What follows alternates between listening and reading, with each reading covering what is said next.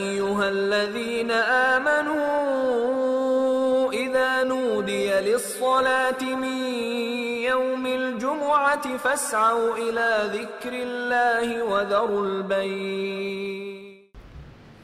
إن الحمد لله نحمده ونستعينه ونستغفره ونؤمن به ونتوكل عليه ونعوذ بالله من شرور أنفسنا ومن سيئات أعمالنا.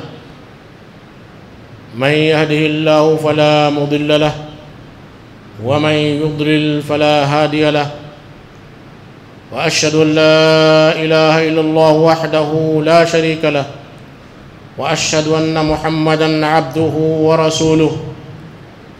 أعوذ بالله السميع العليم من الشيطان الرجيم من همزه ونفخه ونفثه. بسم الله الرحمن الرحيم. يا أيها الذين آمنوا اتقوا الله حق تقاته ولا تموتن إلا وأنتم مسلمون. يا أيها الناس اتقوا ربكم الذي خلقكم من نفس واحدة وخلق منها زوجها وبث منهما رجالا كثيرا ونساء، واتقوا الله الذي تساءلون به والأرحام إن الله كان عليكم رقيبا. يا أيها الذين آمنوا اتقوا الله وقولوا قولا سديدا يصلح لكم أعمالكم ويغفر لكم ذنوبكم، ومن يطع الله ورسوله فقد فاز فوزا عظيما. أما بعد، فإن خير الحديث كتاب الله، وخير الهدي هدي محمد صلى الله عليه وسلم، وشر الأمور محدثاتها، وكل محدثة بدعة، وكل بدعة ضلالة، وكل ضلالة في النار. ہر قسم کی بزرگی و بڑائی، حمد و ثنا، عبادت صرف اور صرف اس وحدہ لا شریک لہ کے لیے لائق و زیبا ہے، جس نے ہمیں اسلام جیسی ایک عظیم نعمت عطا فرمائی. بے شمار درود و سلام و تمام انبیاء اور رسل پر، خصوصاً ہمارے پیغمبر جناب مصطفیٰ محمد صلی اللہ علیہ وسلم پر، آپ کے صحابہ، اہل بیت، تابعین، تبع تابعین، سلف صالحین پر، اور ان سارے مسلمانوں پر جنہوں نے آپ صلی اللہ علیہ وسلم کے احسان کے ساتھ پیروی کی. میرے بھائی اور بزرگوں، نوجوانوں، عزیز بچوں اور محترم خواتین، گزشتہ چند ہفتوں سے ہمارے شہر حیدرآباد میں جو قتل و خون، غارت گری اور نوجوانوں کی جو بے راہروی عام ہے، اس تعلق سے پولیس ڈپارٹمنٹ، گورنمنٹ بڑی تیزی سے ایکشن لے رہی، کام کر رہی ہے. ہمیں ان کا شکر گزار ہونا چاہیے. میں نے بھی سمجھا کہ اس تعلق سے کچھ باتیں آپ کے سامنے عرض کر دی جائیں. اور یہ مہینہ جو حرمت والا مہینہ ہے، اسی مہینے میں اللہ کے نبی کریم صلی اللہ علیہ وسلم نے 9 ذی الحجہ عرفہ کے دن، 10 ذی الحجہ یوم النحر قربانی کے دن، 11، 12، 13 تاریخ جو ایام تشریق ہے، ان دنوں میں آپ صلی اللہ علیہ وسلم نے مختلف مقامات پر مختلف تقریریں کی تھی، مختلف خطبہ دیا تھا، جسے حجۃ الوداع کے نام سے، خطبۃ حجۃ الوداع کے نام سے جانا جاتا ہے. یہ خطبہ زیادہ طویل نہیں ہے، لیکن اللہ کے نبی کریم صلی اللہ علیہ وسلم کی ایک ایک بات کی اگر تشریح اور وضاحت کی جائے تو مختلف علوم میں کتابیں تصنیف کی جا سکتی ہیں. یہ ایک ایسا چارٹر تھا، ایک ایسا نظام، کانسٹیٹیوشن تھا جس کی انسانوں کی ضرورت تھی. اور چونکہ یہ خطبہ آپ صلی اللہ علیہ وسلم کا فیئرویل، وداعی خطبہ مانا جاتا ہے، تو اس میں اللہ کے نبی کریم صلی اللہ علیہ وسلم نے انسانوں کی بھلائی کے لیے، سوسائٹی اور معاشرے کی بھلائی کے لیے اہم اہم باتیں کی تھیں، اور صحابہ کرام کا ایک جمع غفیر 1 لاکھ سے زائد صحابہ کرام موجود تھے۔ وہاں پر اللہ کے نبی کریم صلی اللہ علیہ وسلم خطاب کرتے ہوئے کہتے ہیں اسمعوا، سنو، فإنی لا ادری لعلی لا القاکم بعد عامی ھذا فی مقامی ھذا، سن لو، ہو سکتا ہے کہ آج کے سال کے بعد، اس سال کے بعد اس مقام پر میری اور تمہاری ملاقات دوبارہ نہیں ہوگی۔ اس کے بعد بھی آپ صلی اللہ علیہ وسلم نے خطبہ دیا، لیکن آپ کا وہ آخری حج تھا، بڑے جمع غفیر صحابہ کے سامنے آپ نے خطبہ دیا، ویسا موقع دوبارہ آپ کو نہیں ملا، اسی لیے اسے وداعی خطبہ، فیئر ویل سرمن کا نام دیا جاتا ہے۔ اس میں اللہ کے نبی کریم صلی اللہ علیہ وسلم کے خطبے کا جو معمول تھا، جو خطبۃ الحاجہ کہا جاتا ہے، جو خطبہ میں نے آپ کے سامنے پڑھا، یہ خطبہ آپ صلی اللہ علیہ وسلم جمعہ کے خطبے میں، عیدین کے خطبے میں، بارش کی نماز کے خطبے میں، چاند گرہن سورج گرہن کی نماز کے خطبے میں، جو بھی خطبہ آپ ہوتا اسی سے آپ صلی اللہ علیہ وسلم ابتدا کرتے تھے۔ 3 آیتیں تقویٰ کی پڑھتے، اس کے بعد اما بعد اوصیکم و ایایا بتقوی اللہ کہتے تھے۔ سارے خطبے 3 بار اللہ تبارک و تعالیٰ کے اس قول کا تذکرہ، یا ایھا الذین آمنوا اتقوا اللہ، یا ایھا الناس اتقوا ربکم، یا ایھا الذین آمنوا اتقوا اللہ وقولوا قولا سدیدا کہنے کے بعد پھر سے کہتے اوصیکم و ایایا بتقوی اللہ، میں تمہیں بھی اور اپنے آپ کو اللہ کے تقوی کی وصیت کرتا ہوں۔ اس کے بعد آپ نے جو باتیں کی، بڑی طویل باتیں ہیں، بڑی پیاری باتیں ہیں۔ اگر دیکھا جائے تو انسانیت کو ایسے قانون کی بڑی ضرورت ہے، لیکن سارے انسان تو نہیں، کم از کم ہم اپنے آپ کو اسلام سے نسبت رکھتے ہیں، اپنے آپ کو مسلمان کہتے ہیں، تو ہمیں کم از کم ان قوانین کا پابند ہونا چاہیے۔ اللہ کے نبی کریم صلی اللہ علیہ وسلم کے خطبے کے بیچ میں آپ صلی اللہ علیہ وسلم صحابہ کرام سے پوچھتے ہیں ای یوم ھذا، یہ کون سا دن ہے، کون سا دن ہے؟ دن معلوم تھا، عرفہ کا دن تھا، یوم النحر تھا، یا جو ہے 11-12 ذوالحجہ کے ایام تھے، سب کو معلوم تھا، سارے صحابہ کرام کو۔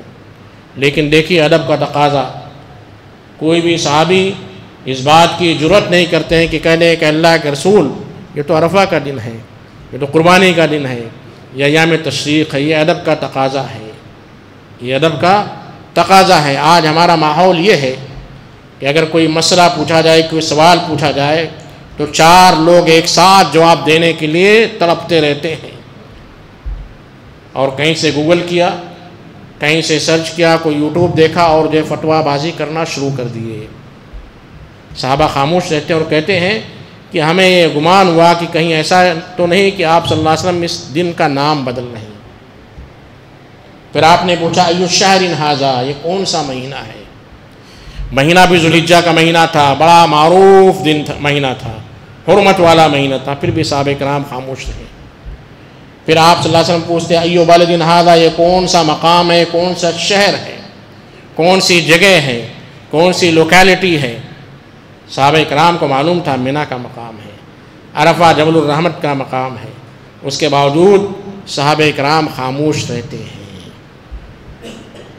اللہ کے نبی کریم صلی اللہ علیہ وسلم کہتے ہیں سنو ان دماءکم و اموالکم و اعراضکم حرام علیکم کحرمت یومکم ھذا فی شہرکم ھذا فی بلدکم ھذا، سنو تمہارا خون آپس میں ایک دوسرے کے تعلق سے، تمہارا مال، تمہاری عزت اسی طرح ایک دوسرے کے لیے قابل حرمت ہے، قابل تقدس ہے، قابل عزت ہے، جیسے آج کا دن، جیسے یہ شہر، جیسے آج کا مہینہ۔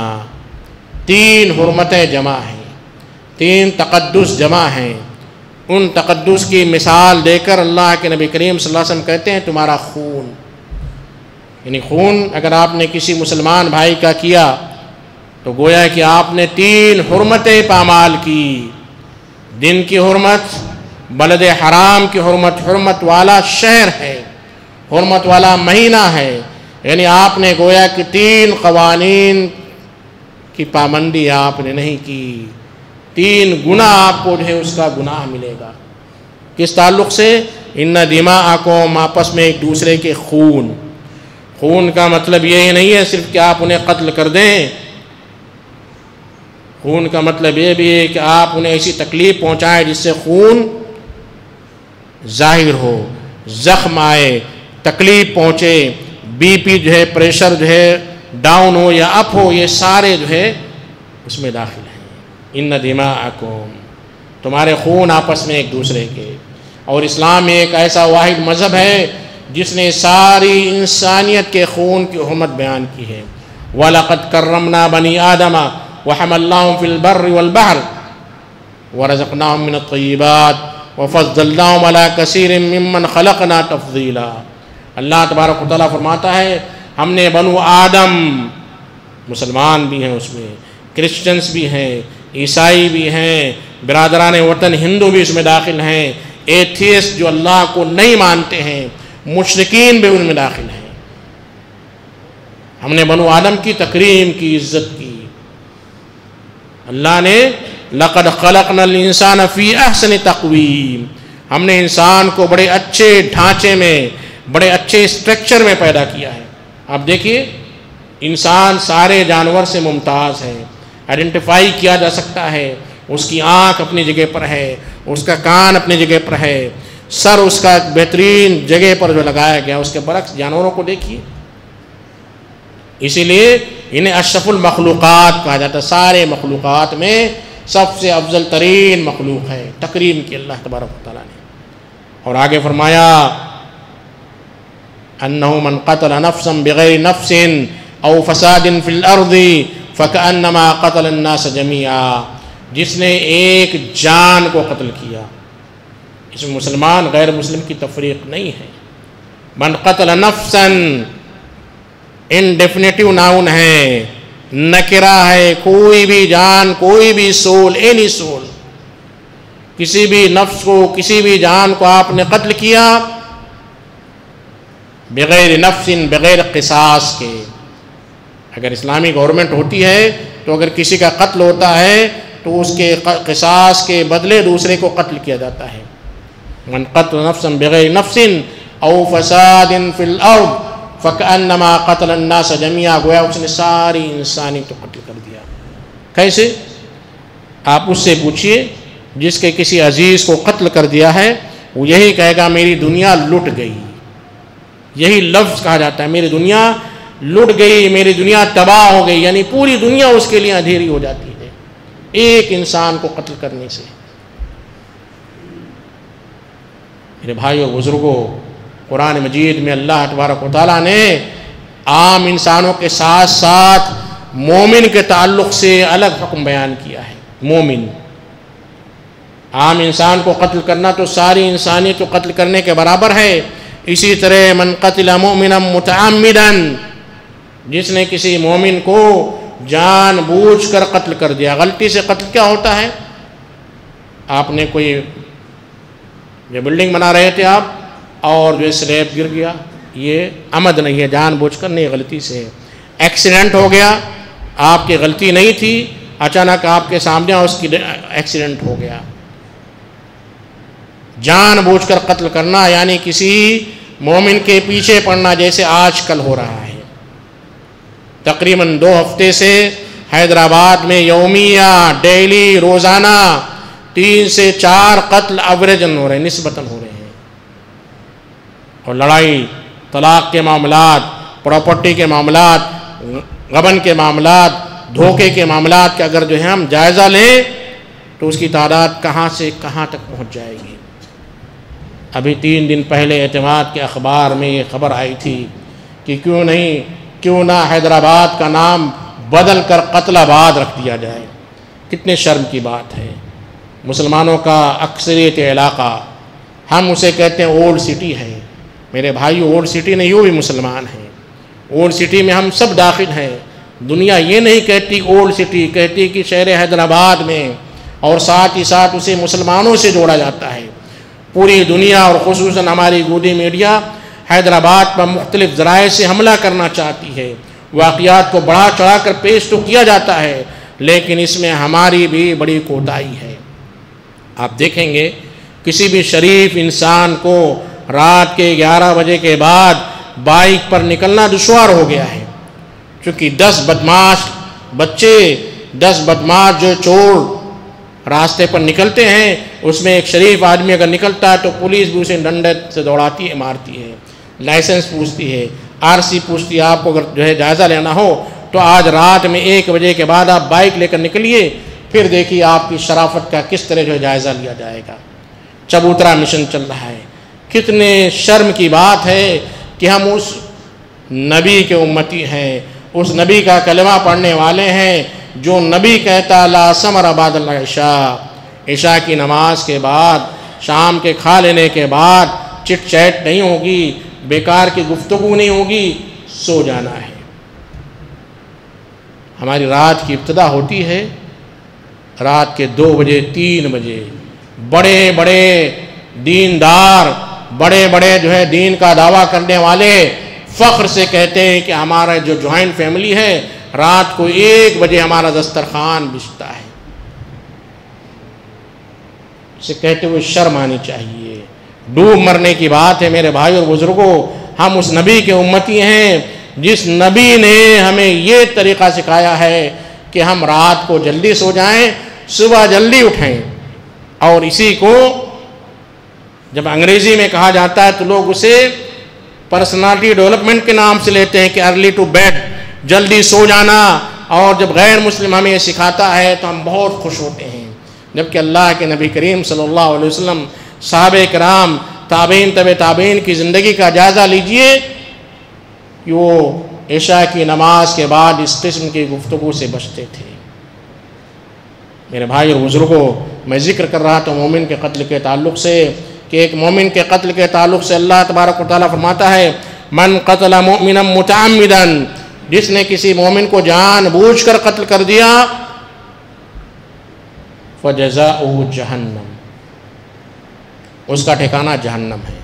آپ کچھ بھی کہیے، میں توحید والا ہوں، میں جو ہے صحیح عقیدے والا ہوں، اور عقیدہ یہ بنیادی چیز ہے، اس سے کسی کو اختلاف نہیں ہے، لیکن قرآن کہتا ہے من قتل مؤمنا متعمدا فجزاؤہ جہنم، اس کا ٹھکانہ جہنم میں ہے، اس کا ٹھکانہ جہنم ہے۔ اور جو گنہگار ہوتے ہیں وہ جہنم کی سزا پانے کے بعد دوبارہ جنت میں جائیں گے۔ آپ نے کوئی بھی گناہ کیا ہے تو گناہ کی سزا بھگتنے کے بعد اللہ تبارک و تعالیٰ کو جہنم سے نکال کر جنت میں لے جائے گا، لیکن یہاں پر قرآن کہتا ہے فجزاؤہ جہنم خالدا فیہا، ہمیشہ ہمیش رہے گا، ہمیشہ ہمیش رہے گا، خالدا فیہا۔ اور یہ خالدا فیہا کی جو ٹرم ہے، جو اصطلاح ہے، وہ کافرین و مشرکین کے ساتھ آتی ہے۔ پھر اس کے بعد صرف اتنا نہیں، فجزاؤہ جہنم خالدا فیہا، دوسری سزا ہوئی وغضب اللہ علیہ، اللہ کا غضب اس پر نازل ہوتا ہے، ولعنہ، اور چوتھی چیز اللہ کی لعنت ہے اس پر، اور پانچویں چیز وَأَعَدَّ لَهُمْ عَذَابًا عَلِيمًا، اور اللہ نے ایسے شخص کے لیے جس نے کسی مومن کا جان بوجھ کے قتل کیا، اس کے لیے دردناک عذاب تیار کر رکھا ہے۔ میرے بھائیوں، ذرا جائزہ لیجئے کہ کس طرح ہم اپنے مسلمان بھائی کا خون کرتے ہیں، نہیں کرتے ہیں تو کم از کم خون کے پیاسے ہیں۔ اور دوسری چیز وَأَمْوَالَكُمْ، اور تمہارے مال آپس میں ایک دوسرے کے تعلق سے قابل حرمت ہیں، کسی کا مال ناجائز طریقے سے ہڑپ کرنا حرام ہے۔ اللہ تبارک و تعالیٰ فرماتا ہے یا ایھا الذین آمنوا لا تأکلوا اموالکم بینکم بالباطل وتدلوا بها إلى الحکام لتأکلوا فریقا من اموال الناس بالاسم وانتم تعلمون۔ اے ایمان والو، اے ایمان والو، تم آپس میں ایک دوسرے کا مال باطل طریقے سے، ناجائز طریقے سے مت کھاؤ، باطل طریقے سے، ناجائز طریقے سے۔ اگر آپ کسی کی مجبوری کا ناجائز فائدہ اٹھا کر پراپرٹی کا ریٹ اگر آپ انکریز کرتے ہیں، بڑھاتے ہیں، اضافہ کرتے ہیں، تو یہ بھی آپ کے لیے جائز نہیں ہے۔ گورنمنٹ پراپرٹی کا ریٹ متعین کرتی ہے، اس ریٹ سے کم و بیش جو ہے مارکیٹ کا ریٹ ہوتا ہے، اور مارکیٹ کے اچھال کی وجہ سے ریٹ کم اور زیادہ ہوتے ہیں، ڈیمانڈ اور سپلائی پر ریٹ اور کم زیادہ ہوتے ہیں۔ اس سے ہٹ کر جو جائز طریقہ ہے، جب ڈیمانڈ کسی چیز کی زیادہ ہوتی ہے، سپلائی کم ہوتی ہے تو ریٹ بڑھ جاتا ہے، جب کسی چیز کی ڈیمانڈ زیادہ ہوتی ہے، سپلائی بھی زیادہ ہوتا ہے تو ریٹ برابر ہوتے ہیں، قیمتیں برابر ہوتی ہیں۔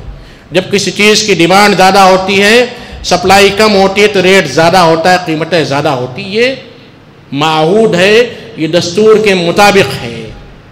اس سے ہٹ کر اگر آپ پراپرٹی کا ریٹ صرف اس لیے بڑھاتے ہیں کہ میرا پڑوسی ہے، اس کے 4 بچے ہیں، شادی کے بعد اسے گھر کا ایکسٹینشن کرنا ہے، توسیع کرنا ہے، بڑھانا ہے، لہذا میں یہ پراپرٹی دوسروں کو نہ دیتے ہوئے پڑوسی کو زیادہ ریٹ میں بیچ دوں، بالباطل۔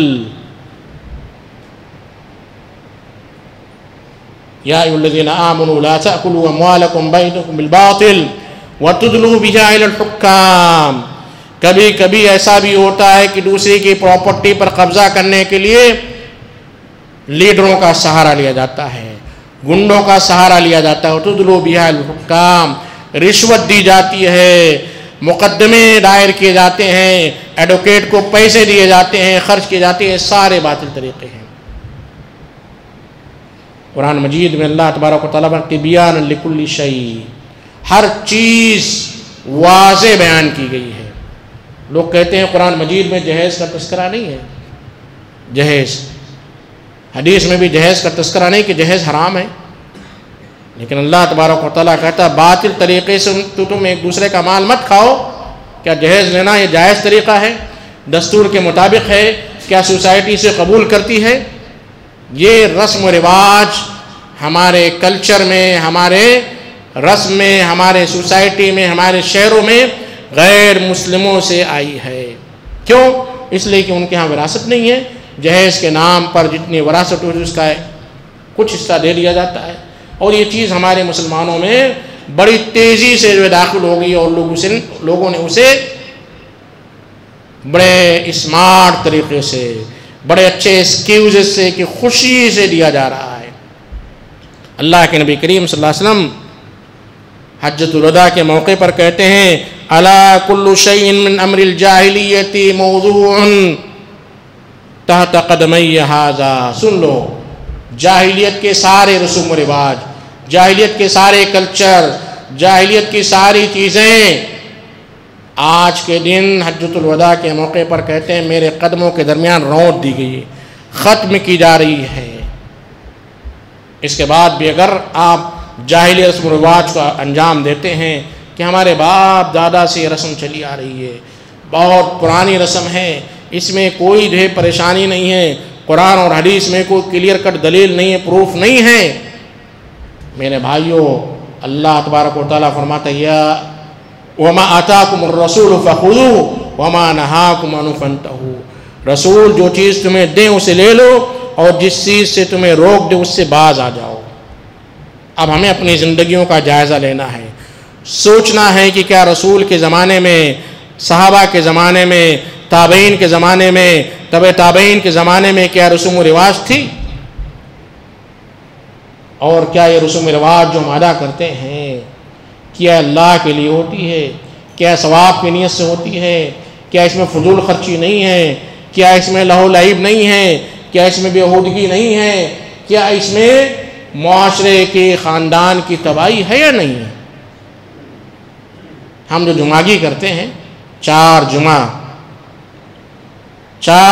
جو جمعگی ہم کرتے ہیں، ذرا جائزہ لیجئے کہ اس میں کتنی خرافات ہے، کتنے لہو لعب ہیں، کتنا ٹائم کا ضیاع ہے، ٹائم ویسٹ کیا جاتا ہے، کتنے اخراجات آتے ہیں، کتنی فضول خرچی ہوتی ہے، اور حاصل کیا ہے؟ نل، کچھ نہیں۔ اب اگر سنجیدگی سے آپ غور کریں گے کہ اللہ کے نبی کریم صلی اللہ علیہ وسلم فرمایا دین یسر، دین آسان ہے۔ اللہ کے نبی کریم صلی اللہ علیہ وسلم فرماتے ہیں خیر النکاح برکتاً ایسرہ مؤونتاً، برکت والا نکاح کون سا ہے؟ ایسرہ مؤونتاً، جس میں اخراجات کم ہوں، آسانی سے ادا کیا جا سکے۔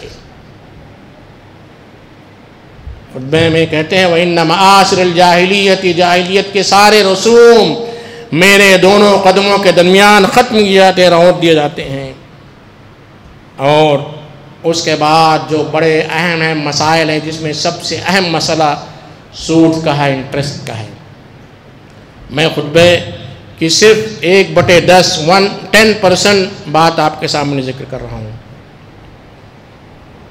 آپ صلی اللہ علیہ وسلم فرماتے ہیں جاہلیت کے سارے انٹرسٹ ختم کیے جاتے ہیں, سارے نل کیے جا رہے ہیں.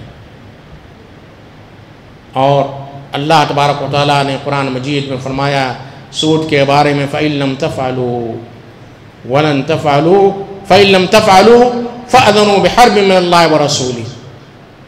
سود کے بارے میں اللہ تبارک و تعالیٰ فرماتا ہے یا ایھا الذین آمنوا اتقوا اللہ وذروا ما بقی من الربا. ایمان والو اللہ سے ڈرو اور جو سود کا حساب کتاب تھوڑا بہت باقی اسے ختم کرو, ضرور چھوڑ دو. فَإِن لَمْ تَفْعَلُوا اگر تم سوچتے ہو کہ ایسا نہیں ہو سکتا ہے, اگر تمہارا گمان ہے کہ سوسائٹی ہے, معاشرہ ہے, بینک کا سسٹم, یہ یہودیوں کا لایا ہوا نظام, اس کے بغیر ہماری زندگی نہیں چل سکتی ہے, تو روڈ پر آ جائیے. فَأَذِنُوا بِحَرْبٍ مِّنَ اللَّهِ وَرَسُولِهِ اللہ اور اللہ کے رسول سے جنگ کے لیے تیار ہو جائیے. اگر کسی نے یہ تصور کیا کہ ہماری زندگی بغیر سود کے نہیں چل سکتی ہے, یہ سسٹم ہو چکا ہے, سسٹم کے بغیر ہم جو ہے زندگی نہیں گزار سکتے ہیں, تو گویا کہ آپ اللہ اور اللہ کے رسول سے جنگ کے لیے تیار ہیں. نعوذ باللہ ثم نعوذ باللہ. یہ چند باتیں تھیں جو میں آپ کے سامنے ذکر کرنا چاہ رہا تھا. اپنے بچوں کو سنبھالیے, اپنے نوجوانوں کو اسلامی تعلیم دیجیے, نوجوانوں کو قتل مسلم کی حرمت بتائیے, اپنے دوستوں کو, اپنے پڑوسیوں کو, اپنے معاشرے پہ, اپنے سوسائٹی میں لوگوں کو بتائیے قتل کتنا عظیم گناہ ہے, راتوں کو جاگنا کتنا عظیم گناہ ہے, اس جاگنے کی وجہ سے کتنی برائیاں جو ہے معاشرے میں آ رہی ہے, اس کی تلقین کیجیے, بیداری پیدا کیجیے, اویئرنیس لائیے اور ایک اچھی سوسائٹی کا حصہ بنیے.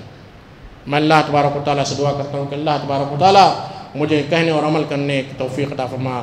اقول قولی ھذا واستغفر اللہ لی ولکم ولسائر المسلمین من کل ذنب فاستغفروہ انہ هو الغفور الرحیم.